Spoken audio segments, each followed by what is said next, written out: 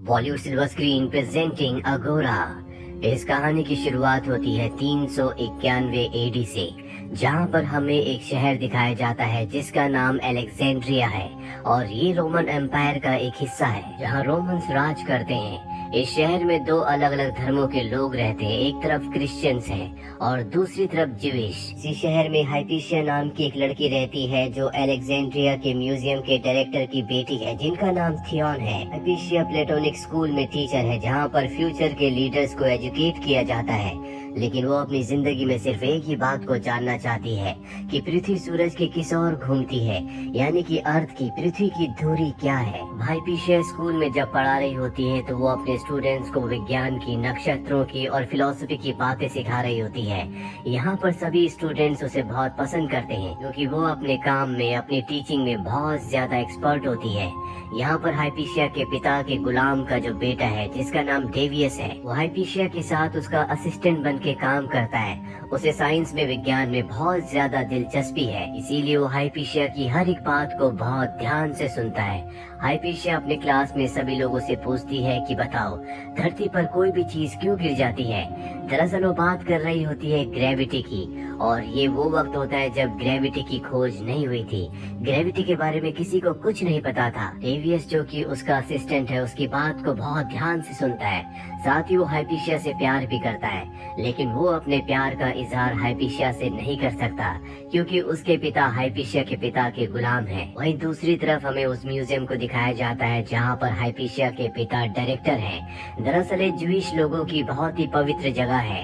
यहाँ ज्यूइश लोगों को पेगन भी कहा जाता है और वो यहाँ पर अपने देवताओं के स्टैचूज को, विज्ञान की किताबों को और अपनी पवित्र किताबों को रखते हैं। अब क्योंकि यहाँ के जो डायरेक्टर हैं वो हाइपीशिया के पिता है, इसीलिए ज्यूइश लोग जो भी बड़ा फैसला लेते हैं वो हाइपीशिया के पिता थियोन की सहमति से ही लेते हैं।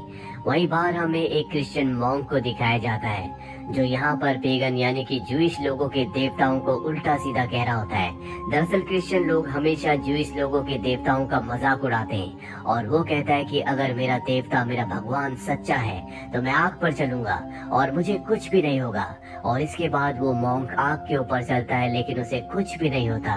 दरअसल उसने इस तरह का आउटफिट पहना होता है जिस वजह से आग उसे जलाती नहीं है। सारे क्रिश्चियंस लोग उसकी वाहवाही करना शुरू कर देते हैं, जिसके बाद यहाँ पर ज्यूइश लोगों के प्रीस्ट को भी उस आग में धकेला जाता है, लेकिन वो जलना शुरू हो जाते हैं पर उनके लोग उन्हें आकर बचा लेते हैं। हाइपीशिया के पिता थियोन भी क्रिश्चियन लोगों से नफरत करते हैं और एक दिन उन्हें अपने घर पर एक क्रॉस मिलता है जो कि एक गुलाम लड़की का होता है। इससे उन्हें बहुत गुस्सा आता है। इससे पहले कि वो उसे सजा देते, उनके गुलाम का बेटा डेविस जो कि हाइपीशिया का असिस्टेंट है, वो इल्जाम अपने ऊपर ले लेता है और कहता है कि ये क्रॉस मैंने रखा था।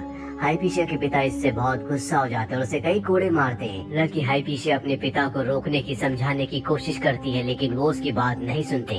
हाइपीशिया को पता होता है कि डेविस का ये क्रॉस नहीं है, इसीलिए रात को वो उसके कमरे में उसे मरहम लगाने के लिए जाती है, जहाँ पर वो देखती है कि उसके लेक्चर सुन सुनकर यहाँ पर डेविस ने एक मॉडल बनाया है जिसमें अर्थ के चारों तरफ 5 प्लैनेट्स घूम रहे होते हैं। ये वो वक्त होता है जब इंसानों को पता था कि इस दुनिया में सिर्फ 5 ही प्लैनेट हैं जो कि सूरज का नहीं बल्कि अर्थ का चक्कर लगाते हैं। हाइपीशिया डेविस से बहुत ज्यादा इम्प्रेस हो जाती है।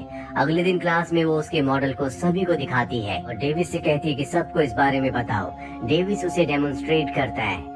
अब हमें दिखाया जाता है जहाँ पर ज्यूइश लोगों का एक पवित्र प्रोग्राम चल रहा होता है जो कि इनके मंदिर में होता है। इसे लाइब्रेरी ऑफ सेरेपियम भी कहा जाता है। यहाँ पर हाइपीशिया का एक स्टूडेंट भी होता है जिसका नाम होता है ओरेस्टियस। ओरेस्टियस हाइपीशिया से बहुत प्यार करता है, वो भी एक ज्यूइश है और यहाँ पर सबसे कहता है कि मैं अपनी जिंदगी में सबसे ज्यादा प्यार अपने म्यूजिक से करता हूँ और उससे ज्यादा प्यार करता हूँ मैं हाइपीशिया से, और वो अपने म्यूजिक के इंस्ट्रूमेंट को हाइपीशिया को देता है। हाइपीशिया सबके सामने उसे एक्सेप्ट कर लेती है। दरअसल उसने पहले भी हाइपीशिया को अपने प्यार का इजहार किया था, लेकिन उसके जवाब में हाइपीशिया ने कुछ भी नहीं कहा। डेविस भी यहाँ पर होता है जो देखकर बहुत दुखी हो जाता है कि वो हाइपीशिया से प्यार करता है जिसका इजहार वो कभी नहीं कर सकता। इसीलिए वो ईश्वर से प्रार्थना करता है कि हाइपीशिया कभी किसी की ना हो। अगले दिन क्लास में दिखाया जाता है जहाँ पर हाइपीशिया ओरेस्टियस को एक कपड़ा वापस लौटाती है, जिसका मतलब ये होता है कि उसने उसके प्यार के प्रपोजल को एक्सेप्ट नहीं किया बल्कि ठुकरा दिया है। इससे उसे बहुत ज्यादा गुस्सा आता है वो यहाँ से बाहर जाने लगता है, लेकिन तभी एक प्रीस्ट सबको बाहर बुलाता है, जहाँ पर वो सबको क्रिश्चियंस के खिलाफ भड़काना शुरू कर देता है। वो कहता है कि वो हमारे देवताओं का मजाक उड़ाते हैं, हमें अपने से नीचा समझते हैं, इसीलिए हमें जंग का ऐलान करना होगा। और ये सब कुछ हाइपीशिया के पिता की मर्जी से हो रहा होता है। हाइपीशिया अपने पिता को समझाने की कोशिश भी करती है, लेकिन उसके पिता नहीं मानते, और इस सब में हाइपीशिया के पिता के साथ ऑरेस्टियस भी शामिल होता है। इसके बाद अलेक्जेंड्रिया में पेगन यानी कि ज्यूज के बीच में और क्रिश्चियंस के बीच में लड़ाई झगड़ा होना शुरू हो जाता है, जिसमें कई लोग मारे जाते हैं। लेकिन यहाँ पर क्रिश्चियंस की बहुत ज्यादा तादाद है, इसीलिए ज्यूस लोग हारने लगते हैं, और हाइपीशिया के पिता अपने लोगों के साथ अपने पवित्र स्थान पर, जिसे लाइब्रेरी ऑफ सेरेपियम कहा जाता है, उन सब की जान बचाने के लिए वहाँ पर आसरा लेते हैं, जहाँ डेविस भी होता है। क्योंकि डेविस एक गुलाम है, इसीलिए उसे उनके साथ रहना होगा। हालांकि वो ज्यूइश नहीं बल्कि क्रिश्चियन है। ये वही जगह है जहाँ पर हाइपीशिया पढ़ाती है। हालांकि डेविस यहाँ से बाहर जाना चाहता है, लेकिन हाइपीशिया उसे मना कर देती है। यहाँ पर डेविस के साथ साथ कुछ और क्रिश्चियन स्टूडेंट्स भी होते हैं, और रात को जब वो इस जगह से भाग रहे होते हैं तो डेविस उन्हें देख लेता है, लेकिन वो किसी को कुछ नहीं बताता, क्योंकि वो जानता है कि उनका यहाँ से निकल जाना ही अच्छा होगा। कई महीने बीत जाते हैं, जिसके बाद इनका धीरे धीरे खाना खत्म होना शुरू हो जाता है, जिससे यहाँ पर सबको परेशानी टेंशन होना शुरू हो जाती है, क्योंकि यहाँ से ना तो कोई बाहर जा सकता है और ना ही बाहर से किसी को अंदर आने की इजाजत है। एक रात को डेविस चुपचाप यहाँ से निकल जाता है। दरअसल अब ये पूरा का पूरा शहर एक तरह से दो अलग अलग हिस्सों में बढ़ चुका है, यानी कि दो अलग ग्रुप्स में, क्रिश्चियंस और ज्यूइश के। वही हमें हाइपीशिया को दिखाया जाता है, जो उसी पवित्र जगह पर होती है जहाँ पर उसके सभी लोग उसके पिता के साथ फंसे हुए हैं। ऐसे माहौल में भी वो सिर्फ और सिर्फ विज्ञान के बारे में सोच रही होती है। वो सोचती है कि जब भी हम कोई चीज ऊपर फेंकते हैं या ऊपर से कोई भी चीज नीचे छोड़ी जाती है तो जमीन पर क्यों गिरती है, जबकि तारे आसमान में है, वो जमीन पर यानी कि धरती पर क्यों नहीं गिरते। और हाइपीशिया के मन में पहली बार ये बात आती है कि शायद सारे प्लैनेट्स और सूरज पृथ्वी के चारों तरफ नहीं घूमते, बल्कि जितने भी प्लैनेट्स हैं वो सब के सब सूरज के चारों तरफ चक्कर लगाते हैं। इसी तरह से यहाँ पर इन्हें कुछ और महीने बीत जाते हैं, जिसके बाद रोमन एम्परर्स इन सब को माफ कर देते हैं, कहते हैं कि तुम बाहर आ सकते हो। दरअसल उनकी नजरों में यही गुनहगार हैं, क्योंकि इन्होंने जंग का आगाज किया था, और अब ये सब के सब वहाँ से बाहर आ जाते हैं, लेकिन इनकी किसी भी चीज पर इनका कोई अधिकार नहीं होगा। इसीलिए हाइपीशिया और उसके लोग यहाँ से अपनी जरूरी चीजों को और अपने ग्रंथों को लेकर निकल जाते हैं। जिसके बाद क्रिश्चियंस लोग इस जगह पर, जो इनकी पवित्र जगह है, वहाँ पर आते हैं, जिनमें डेविस भी होता है, और इनके देवताओं की मूर्तियों को तोड़ देते हैं। वहीं हाइपीशिया को दिखाया जाता है, जो बहुत ज्यादा दुखी होती है क्योंकि उसके पिता की मृत्यु हो चुकी है। और तभी वहाँ पर डेविस आता है, जो उसके साथ बदतमीजी करना शुरू कर देता है, क्योंकि बचपन से वो एक गुलाम था। लेकिन ऐसा करते करते अचानक से उसकी आंखों में आंसू आ जाते हैं। वो हाइपीशिया के सामने झुक जाता है, क्योंकि वो हाइपीशिया से प्यार करता है। वो हाइपीशिया को अपनी तलवार देता है और कहता है कि मुझे मार दो। हाइपीशिया उसकी तलवार से उसके गले में जो गुलामी का निशान होता है उसे काट देती है और कहती है कि तुम आजाद हो। इसी तरह से 2 साल बीत जाते हैं, और अब ओरेस्टिस को दिखाया जाता है, जो कि पहले एक ज्यूइश था, अब वो क्रिश्चियन बन चुका है, साथ ही उसका एक बड़ा पद है। और अलेक्जेंड्रिया में जहाँ पहले ज्यूइश का सम्मान किया जाता था, उनका एक ओहदा होता था, अब उनके ऊपर जुल्म किए जाते हैं। लेकिन इस बात से हाइपीशिया को कोई फर्क नहीं पड़ता, वो अब भी विज्ञान के बारे में सोच रही होती है। ओरेस्टिस एक बार उसे अपने साथ बोट पर ले जाता है, लेकिन यहाँ पर भी उसके दिमाग में सिर्फ और सिर्फ विज्ञान होता है। वो एक गुलाम को ऊपर चढ़ने के लिए कहती है और कहती है कि तुम्हें ऊपर से नीचे बैग फेंकना होगा।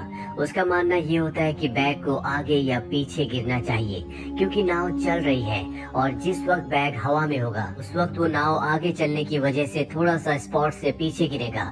लेकिन ऐसा नहीं होता, वो उसी स्पॉट पर गिरता है, जिससे हाइपीशिया पूरी तरह से कंफ्यूज हो जाती है। और जल्दी उसके दिमाग में एक विचार आता है कि शायद धरती भी अपनी धुरी पर घूम रही है, लेकिन उसकी स्पीड इस तरह से है कि जिससे धरती पर रहने वाले किसी भी चीज को कोई भी फर्क नहीं पड़ता। ये वो दौर था जब धार्मिक लोगों का मानना था कि पृथ्वी गोल नहीं बल्कि चपटी है, और अगर कोई इंसान पृथ्वी के अंत तक पहुंच जाए तो वो वहां से गिर सकता है। हाइपीशिया अब भी उसी स्कूल में पढ़ाती है जहाँ पर वो पहले पढ़ाया करती थी।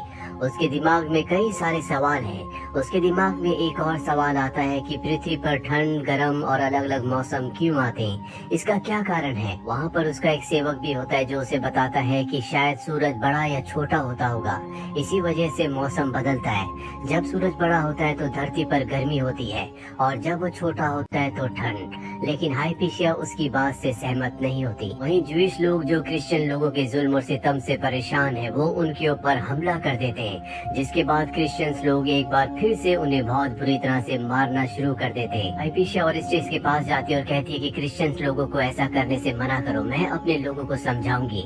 लेकिन ओरेस्टियस जो कि खुद भी पहले ज्यूइश था, जो अब क्रिश्चियन बन चुका है, वो उसकी मदद करने से मना कर देता है। डेविस भी उन लोगों में शामिल होता है जो ज्यूइश लोगों को मार रहे होते हैं, पर अब उसे एहसास हो चुका है कि वो गलत कर रहा है। मासूम लोगों का, मासूम बच्चों और औरतों का इसमें कोई भी गुनाह नहीं है। सब कुछ जब ठीक हो जाता है तो ज्यूस लोग क्रिश्चियन लोगों के लीडर्स के पास जाते हैं और कहते हैं कि हम अपने पवित्र स्थान यानी कि लाइब्रेरी ऑफ सिरेपियम में वापस जाना चाहते हैं। वो कहते हैं कि तुम जा सकते हो, लेकिन तुम सबको क्रिश्चियनिटी को अपनाना होगा। हाइपीशिया भी यहाँ पर होती है, जिसे ये बात बिल्कुल अच्छी नहीं लगती और वो उसका विरोध करती है, उसे उल्टा सीधा बोलना शुरू कर देती है, जिससे लीडर बहुत गुस्सा हो जाते हैं। वो भी उसे उल्टा सीधा कहते हैं। साथ ही वो यहाँ पर नए रूल्स बनाते हैं कि सभा में किस तरह से औरतों को रहना चाहिए। साथ ही वो हाइपीशिया को कहते हैं कि वो एक वैज्ञानिक नहीं है, बल्कि वो एक विच है।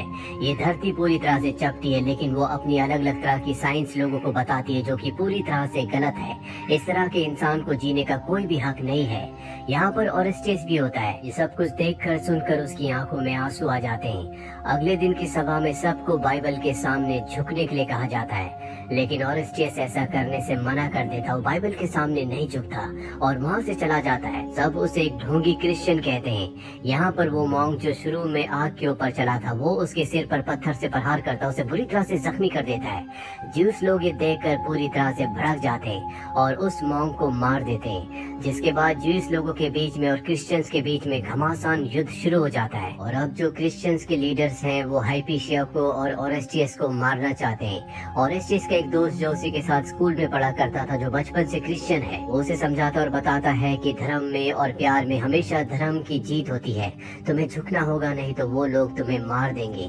ओरेस्टियस की आंखों में आंसू आ जाते हैं और वो उनकी बाइबल के यानी कि क्रिश्चियनिटी के सामने झुक जाता है। हिपेशिया ने ऐसा नहीं किया होता, इसीलिए अब वो हिपेशिया को मारना चाहते हैं। वही हिपेशिया जो अभी जान चुकी है कि धरती सूरज के यानी कि सन के चक्कर लगाती है, बाकी सन और दूसरे प्लैनेट्स धरती के चक्कर लगाते हैं, पर अब वो ये जानने की कोशिश कर रही होती है कि धरती सन के चक्कर किस तरह से लगाती है।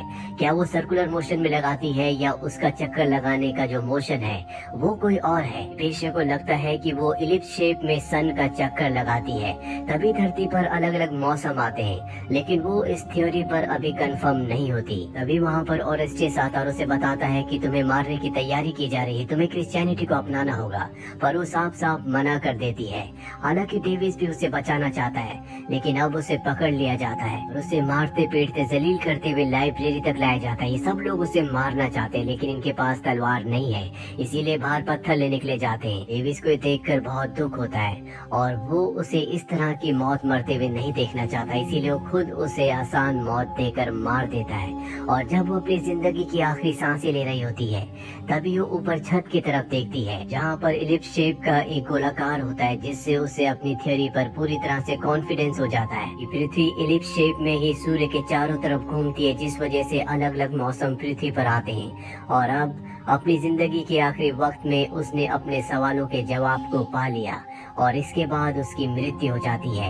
अब यहाँ पर वो सब लोग भी आ जाते हैं जो पत्थर लेने के लिए गए थे। डेविस उनसे कहता है कि ये बेहोश हो गई है, जिसके बाद सब के सब उसे पत्थर मारते हैं। उसके शरीर को गलियों में घसीटा जाता, उसे जला दिया जाता है और इतिहास से उसके नाम को हमेशा के लिए मिटा दिया जाता है। हाइपीशिया की बात पर किसी ने विश्वास नहीं किया, पर ठीक 1200 सालों बाद जोहानस केपलर, जो कि एक वैज्ञानिक थे, उन्होंने दुनिया को बताया कि अर्थ इलिप्टिक ऑर्बिट में सन के चारों तरफ घूमती है और यही बात थी जो हाइपीशिया ने सबको बताई थी। हाइपीशिया को हमेशा के लिए भुला दिया गया। इसी तरह की एक घटना हमारे देश में भी हुई थी, जहां पर दुनिया जानती है कि राइट ब्रदर्स ने पहला फ्लाइंग ऑब्जेक्ट यानी कि प्लेन बनाया था। जबकि सच तो ये है कि 1895 में शिवकर बापू जी तलपड़े, जो कि एक स्कॉलर थे, उन्होंने सबसे पहले फ्लाइंग ऑब्जेक्ट को बनाया था, लेकिन इतिहास में उनके नाम को दबा दिया गया। लेकिन आज टेक्नोलॉजी की वजह से, इंटरनेट की वजह से पूरी दुनिया कहीं ना कहीं ये जानती है कि पहला फ्लाइंग ऑब्जेक्ट बनाने वाला इंसान कोई इंडियन था। तो ये थी पूरी कहानी फिल्म अगोरा की, जो कि एक सच्ची ऐतिहासिक घटना है। उम्मीद करते हैं कि ये कहानी आपको पसंद आई होगी।